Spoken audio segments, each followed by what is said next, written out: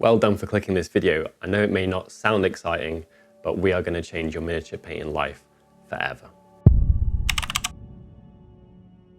In this video, we are going to help you smash your base coating perfectly in a color of your choosing to a high quality, protecting your model. You do not need an airbrush, you do not need patience, you do not need time. We're going to give you 5 steps. It's not a sexy subject, but it is a really important, literally foundational part of painting at high quality. Let's go. I promise your painting lives are going to be the better for watching this video. Let's jump in. Our first step, number 1, is help yourself with your primer. So what I mean by that is you can give yourself an easier job getting X color, whatever that color is, we're doing any color available here, to go down smoothly by putting something sensible underneath it. Default here is going to be some type of mid-gray. Not too dark, not too light, and your color should go down pretty much like it looks in the pot or like it looks once dried on your miniature in as few attempts as possible. If you have a much lighter color, you can use white or something like that. White doesn't make everything easier. That is kind of a misconception. And in fact, black makes silver go down easier. So even black has something that it helps. I'm gonna pop up on screen now the colors that I think work nicely below other colors. Bear in mind, the lighter, the brighter, the more saturated these colors, often the worse their coverage is going to be. So they will need more help or more layers to go down in a nice fashion. Examples, Avalon Sunset, that looks kind of yellow, especially that close to my light. It's not. It's got black in it, it's got white in it, it's a fairly drab, desaturated color. They are in there to make it cover like a boss. It is a base paint. There are sacrifices if you want your color to cover like a base paint. You're gonna lose vibrancy, generally. Not always, but maybe 95% of the time. This is Flash Gits Yellow. You put them together further away from the light. This one's gonna look a lot lighter. You will have a much harder time getting this to cover over something black, for example, than this. If it is more chalky, more white, or more dark, it is going to cover more easily, generally speaking. Give yourself an easier time. You can also use a zenithal prime to achieve a similar effect here. Tip number 2 is to add a strong color to your intended or wished color anyway. So let's say that we wanted to use a brown, and it's not a particularly amazingly covering brown. It's not a base brown. Let's say it's a layer. We're going to keep to Citadel, but by layer I mean paint that hasn't been made specifically with awesome one-coat coverage in mind. You put in black, you'll get stronger, or you put in this kind of heavy-bodied white, you'll cover like more thickly, which is the same as covering stronger. Black, generally speaking, will not reduce the quality of your coverage you get. So if you put a little bit of black, a nice black, not a bad one, it's not got great coverage, a little bit of black in with your paint, your shadows are probably going to be dark and a bit more desaturated anyway, not as much light reaches them unless you're doing a really rich red or something like that. Adding a little bit of black in will help whatever you're using cover really well, or adding a little bit of another well-covering paint. If this isn't a base paint and you add a base paint to it, it will get a bit more chalky. It's not awful, but it's just something to be aware of. If you are using a base paint, you add a bit of a non-base paint to it, so like a black in this situation, it will actually make the paint comparatively smoother and less grainy to get a bonus there. You can mix colors together. Adding black is an incredible tip. You can add anything else that is strong and dark and covers well. If you want to find out whether it covers well, paint a line of it over black. I use my palette. Perfect. Tip number 3, thin your paints because you want your base coat to look nice. There is a video that just came up from Brushstroke with a theory that has been kind of crafted a bit by Tommy Sewell in his recent book about paint speed and dilution. I recommend going to watch that. Anyway, we all know that paint behaves better diluted. 2 thin coats, blah, blah, blah. Duncan literally named a range after it. It is an important thing. Thin your paints because we're looking to get a good quality base coat, not at all costs, not with like chalky, lumpy base coating or whatever. And the quality of our base coat we can dramatically affect. Step number 4, segue. We're going to use a big brush, a big round brush that does not have a direction. Yes, it's a dry brush. Surprise, surprise. It's the extra large dry brush. And we're not going to layer. This is incredibly important. So the video that I've already referenced about dilution, there's some layering going on there. I would argue that this way of doing base coating is just so hard to get wrong because you're going to let your brush and the dilution of your paint and the amount of your paint and your model do all the work for you. You don't need to be switched on to do it. You'll see how little I am switched on when doing it. It looks like I really don't care. And the end result is awesome. The reason this works is pretty simple. When you're layering, particularly with a smaller brush, don't use small brushes where you don't need to, especially for base coats. Like, value your time, people, and your brushes. Smaller brushes are weaker Bigger brushes have more volume and are more resilient. When you're layering, you're going to have these streaks down your model when you layer. You need to take more care with your dilution, not leaving like an edge at the end of your stroke, not putting a blob down at the start, not having a lift off point at the end. We do not need to worry about that. We're just going to blob our brush there and we're going to scrub it around the model, which is not as damaging for it as you would think. We'll touch on that at the end. And scrub it around our model, smush it around the model, push it in, get it into the recesses. Nice big one, it's got longer bristles, it can reach in recesses. And we're going to get a perfect base coat everywhere. We will get the same amount of paint on the raised areas that we do on the recesses. Let's jump to a diagram or the whiteboard, depending on what Ian has done with the edit. My head's being chopped off, but we are at the whiteboard. We love the whiteboard. Okay, imagine this is a side profile of the model that we are painting. It's got some texture on it because it's not a flat piece. If you paint with layering, I want you to think of spreading butter on a piece of toast and how much butter will collect in the recesses of that piece of toast. If we were to base coat traditionally, it's probably going to look like this. We'll have a little bit of paint here, loads there, a little bit here, loads there, a little bit here. You get the idea. Somewhere like here, if we approach from this aspect, we'd end with a literal drift of paint. From that, we might like kind of miss that bit out, and then we'd end up with some there and loads there. That is awful. If GW or whoever designs us a nice miniature with a sharp detail like that, if we do this, we just turned a perfect right angle into a blobby, unspecific, vague curve. If you drop a wash in that, that will look awful. If you drop a wash here, the wash will make this shape. This is really important. Or your panel lining or anything else, and it's just meant to be a sharp physical detail visually, never mind how the paint's going to behave. What you'll get is you'll get a nice little fade where there's more of it where it's meant to be darkest and there's less of it here, coming to a smooth, beautiful, crisp, kind of faded ending. Crisp's the wrong word actually, it's an imperceptible fade out to nothing. You'll have a shade there for free for doing nothing. You want your wash to do that if you are using a wash or contrast. You do not want your paint to do it. That's dreadful. You'll just get some vague wishy-washy thing and it'll probably pull at the bottom there. Dreadful. Miniatures designers are trying to help us paint better, more easily. Work with them. Our method is going to do this. Same amount on the raised areas, same amount on the recesses, literally perfect. For what we need, absolutely perfect. Huge plus to it. If you were airbrushing, this layer would be slightly thinner, less obscure detail, but at the level we're doing, it really doesn't matter. We're going to have the same amount on the raised areas that we do on the recesses. The same amount on the raised areas is going to offer a little bit of protection. If we do 2 layers, our model's going to be protected on the raised areas, the bits that stick out.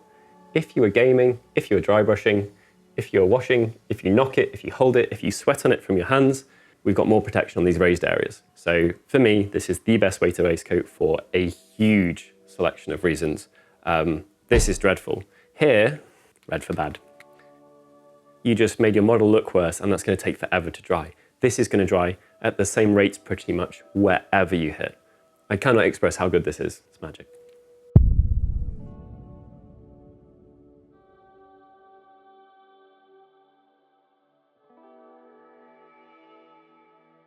Right, let's talk about colours. So let's say we want to get a good prime. Often it makes sense to use a base coat or heavy body, or they used to be called foundation paints. Generally, they will cover better than other colours would that are similar. They also tend to be a little bit drab. This is because generally you're going to up the strength of something by adding either white or black to it. White tends to look a bit chalky. So with that in mind, if you think of a load of your favourite base paints, one of the issues many people would have with them, you know, I've got another one here, is that they can get chalky a bit more easily than the layer paints. That's because they've put stuff in to boost their coverage.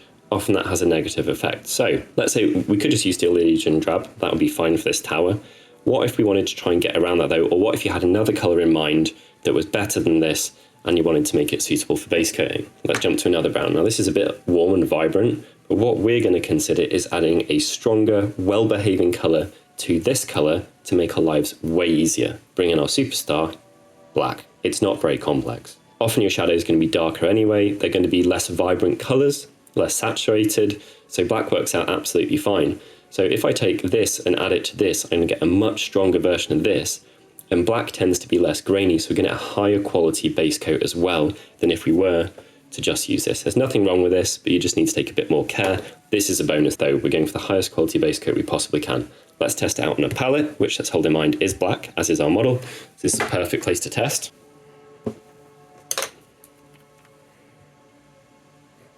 Black down. We know that the black has good coverage. There you go, I've got paint on me now. It's a serious tutorial. Let's try it out with some Doomball Brown. Not known for having crazy coverage at all. There we go. That covers really well. Also, I would argue it's slightly more interesting.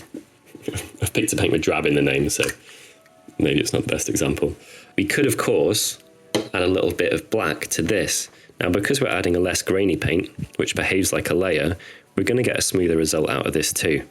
Either way, however you approach it, adding a stronger, well-behaving colour to your intended colour is a really, really sensible idea for getting the behaviour you want. Let's see how that works out on the model. We're going to thin our paints. Thinning your paints is no new news to anyone. It's a good idea. They're made to be diluted. We want to get strong coverage though, and the thinner they are, the less they're going to cover. So we're going to thin our paints, but we're going to thin them maybe slightly less than you'd think. I'm going to do this in a controlled manner, and I'm going to use a really big brush. Really important. We're not going to be layering here. This is important as well. I'll touch on that soon. 1, 2 drops off the back of the brush. Work it in.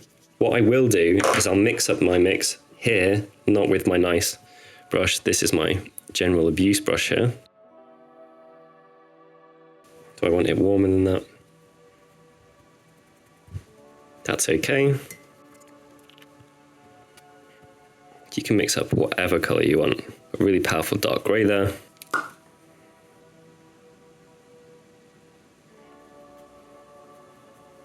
Right, I really like that. It's a mix of all three. Okay, I'm gonna make up enough. It's a big piece.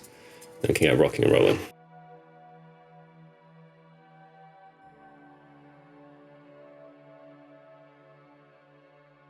You can see that white aspect of Steel Legion. So that's how they've coaxed it into covering.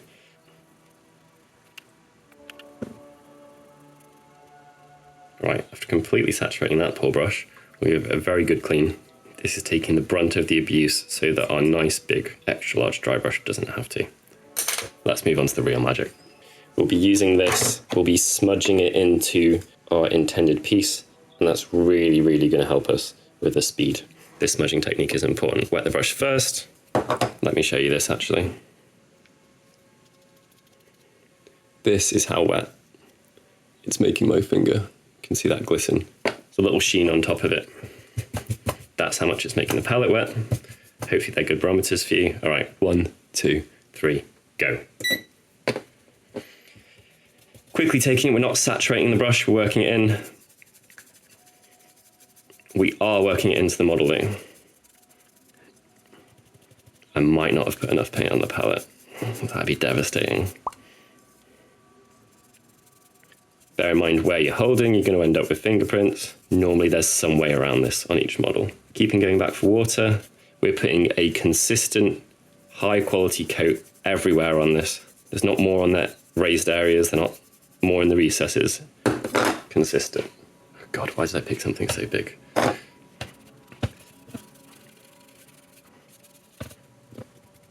At no point am I completely coating the brush.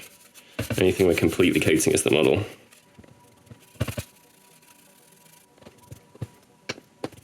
We are definitely going to have to mix up some more. Oh well.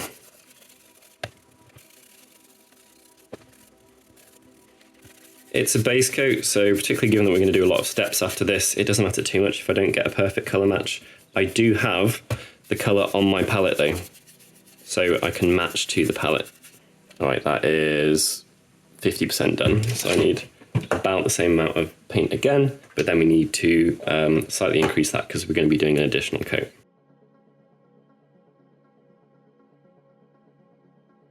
Contamination police coming after me. No time, guys. On a mission. Goes without saying you should have a brush that isn't your favourite brush for this. It's my designated heavy duty brush. Alright, I'm going to make sure that nowhere is it too thick, because it was a little bit too thick last time. In a couple of places, drop of balls make this way easier. So, like I said, we do have a little bit of water in there, it's getting there from the brush. But that's not too much of an issue as far as I see it.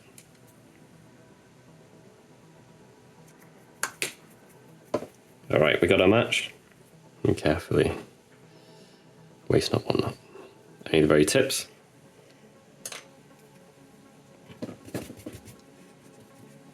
$3.50.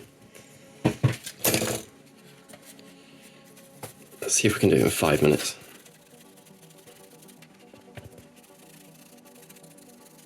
So this is probably larger than any tank I could think of, apart from maybe Forge World.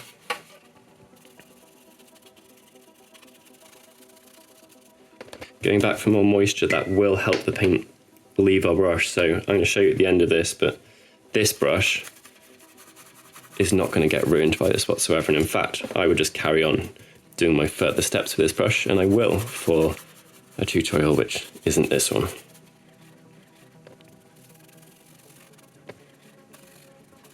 All right, 5 minutes for the first coat. That is not too bad at all. This is a really high quality coat. I could stop here. I tend to do 2. So what I'm going to do is introduce 1 more drop of water into there. This will make sure that things are thinned. We've got our initial coat down now, so we're not as concerned. Basically, this is to make sure that any gaps have not been missed, and it will provide slightly more protection.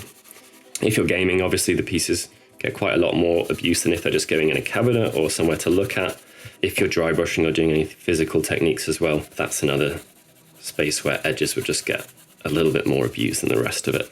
We're getting the same amount on the edges as we are in the recesses, so nowhere's getting a heavier coat than the other. That's important because we're not obscuring detail doing it this way. So fast. So basically, I don't know how much time we wasted by not mixing up enough paint.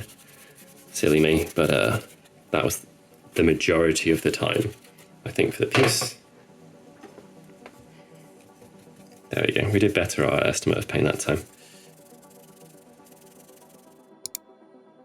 Now, for those of you worrying about my brush, which is reasonable, we're going to take the same amount of water, 2 drops, and we're basically just going to do a dry brushing motion on our mat. You can see all these lines here. I've built these up from putting my paint-in lines there on my palette, and that actually makes a really good washboard. It's going to help agitate stuff off the brush. And we're not going to saturate the brush at any point. We're going to make it more wet than we would do normally, but I'm not soaking this brush. It's not what it needs to be cleaned. I don't know what you'd call this. It's not dry cleaning, but it's definitely not wet cleaning.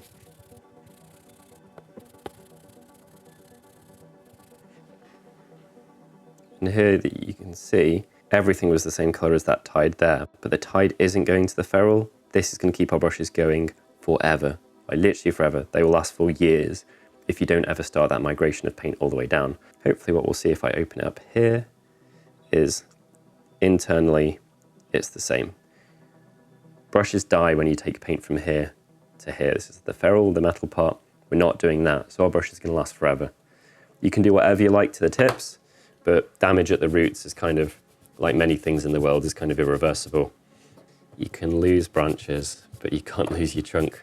So keep going. Basically, as I continue to use this brush with lighter colors and using the dampening pad to help paint leave rather than just add paint, add paint, add paint, the following layers are going to be a vehicle to help the base layer exit. And by the time we get to the lighter final steps, which will probably be a light limestoney white or something like that, this brush is going to look significantly more clean. I'm going to try and get this tower painted, so if we can, I will get a picture of the brush or a shot of the brush in this video to show you how it ended up. Extra large, again, they are resilient. Use the biggest brush you can for the job, always, unless it's giving you access issues or control issues. So in conclusion, better, faster, easier, really hard to make it go wrong. Really, really hard. There is a shortcoming of this technique. You can't use it as easily in small places or being mega precise. So I would use this if you like as the first step, the big step, the step where you would use a spray can or an airbrush or something like that. That's when it's going to work best, when you don't need to be like mega careful or controlled. Be careful of lips. You can use more paint on your brush. That's part of the strength of the technique, and you don't need it to be diluted as much. If you wipe on a lip, you might get a drift. That's the only real, mistake that's easy to make with it. If you've gone everywhere over your model and there's a little drift, you can just work it in again, and you should basically not get drift. Yeah. If you are doing small areas, just check out the brushstroke video I already linked. It's very, very well put. It's really nicely demonstrated, and it follows the principles that Tommy has taught me like ages ago in the first ever lesson that I had. Tommy's book, which I mentioned, which is probably being shown on screen now, it's got more explanation in it than you would think for something that is called The Art Of. It's not just pretty pictures. There's a load of useful stuff in there. And I'm a huge fan of high quality paper publications. It's how I got into the hobby, how I started learning painting as a kid when White Dwarf was better.